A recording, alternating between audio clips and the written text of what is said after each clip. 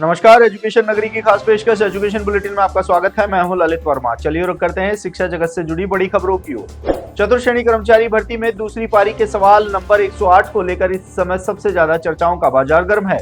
Board की ओर से बिना आपत्ति के ही सवाल का जवाब बदल दिया गया, तो वहीं बोर्ड को इससे गलती बताकर जल्द सुधार की बात कर रहा है। तो वहीं दूसरी ओर हाईकोर्ट में बीते दिन इस मामले पर सुनवाई के बाद अंतिम सुनवाई के लिए 11 फरवरी की तारीख मुकर्रर की गई है।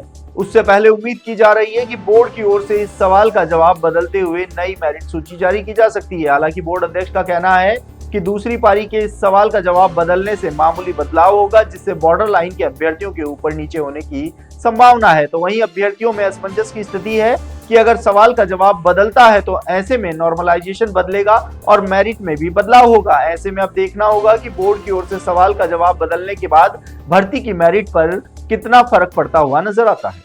फायरमैन भर्ती 2021 में कुल 600 पद स्वीकृत थे, जिसमें से 480 पदों पर 23 सितंबर 2023 को परिणाम जारी कर नियुक्ति दे दी गई। लेकिन शेष 120 पदों पर आज तक कोई निर्णय नहीं हो पाया है।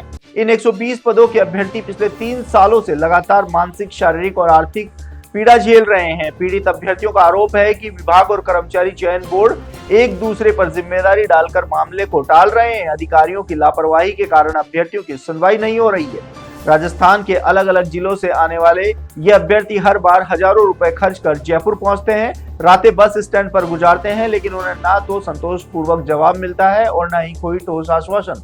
अभ्यर्थियों का कहना है कि न सरकार, न प्रशासन, न ही कोई मंत्री उनकी पीड़ा सुनने को तैयार है। युवाओं ने जल्द ही 120 परिवारों के साथ न्याय करते हुए परिणाम जारी करने की मांग की है। प्रदेश में नर्सिंग भर्ती सहित सभी संवर्ग कैडरों की स्थायी भर्ती की मांग को लेकर राजस्थान नर्सिंग भर्ती संघर्ष समिति के आह्वान पर गुरुवार को शहीद स्मारक जयपुर में प्रदेश स्तरीय धरना प्रदर्शन आयोजित किया गया।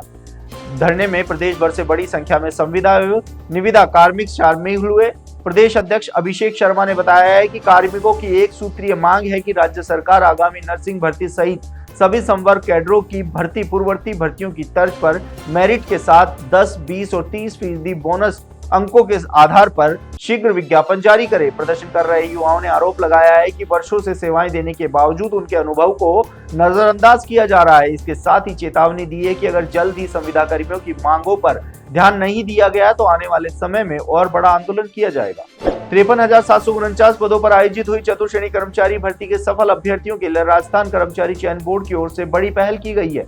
बोर्ड द्वारा दस्तावेज सत्यापन के लिए शॉर्टलिस्ट किए गए 1,41,000 अभ्यर्थियों को OMR शीट आधिकारिक पोर्टल पर अपलोड कर दी गई है। ये OMR शीट आगामी 1 महीने तक अभ्यर्थियों के लिए देखने और डाउनलोड करने के लिए उपलब्ध रहेंगी। इस व्यवस्था से अभ्यर्थी अपने उत्तरों का मिलान कर सकेंगे और किसी प्रकार की त्रुटि या आपत्ति होने पर निर्धारित समय में शिकायत दर्ज करा सकेंगे। पिछले दिनों 2018 की 3 भर्तियों में हुए OMR शीट घोटाले के खुलासे के बाद OMR शीट सार्वजनिक करने की मांग उठी थी, जिसके बाद परीक्षाओं में पारदर्शिता लाने के लिए बोर्ड की ओर से एक कदम उठाया गया है। बीते दिन मनोहर लाल भादु द्वारा जान दिए जाने के मामला पूरे राजस्थान में गर्माता जा रहा है। गौरतलब है कि SOG की प्रताड़ना के चलते मनोहर भादु ने अपनी जान दे दी। 2021 में महज डमी अभ्यर्थी बैठाने की आशंका के चलते मनोहर को गिरफ्तार किया गया था और उसके बाद चार्जशीट पेश कर व्याख्याता पद से निलंबित कर दिया गया था। हालांकि इस प्रकरण के बाद मनोहर प्रोफेसर बनने के लिए फिर से तैयारी में जुट गया, लेकिन आए दिन की SOG की प्रताड़ना के बाद आखिरकार मनोहर ने ये कदम उठाना पड़ा। तो वहीं अब मनोहर के मामले में कांग्रेस भारी विरोध जता रही है। विधायक अभिमन्यु पूनिया ने SMS अस्पताल की मोर्चरी पहुंचकर परिजनों से मुलाकात कर सरकार पर आरोप लगाए। तो वहीं PCC चीफ गोविंद सिंह डोटासरा ने भी SOG के दुरुपयोग को लेकर सवाल खड़े किए। ऐसे में अब मनोहर भादु का मामला राजनीतिक रंग भी लेता जा रहा है। तो ये थी शिक्षा जगत से जुड़ी तमाम बड़ी खबरें। कल फिर से आपके साथ रूबरू होंगे, तब तक के लिए नमस्कार।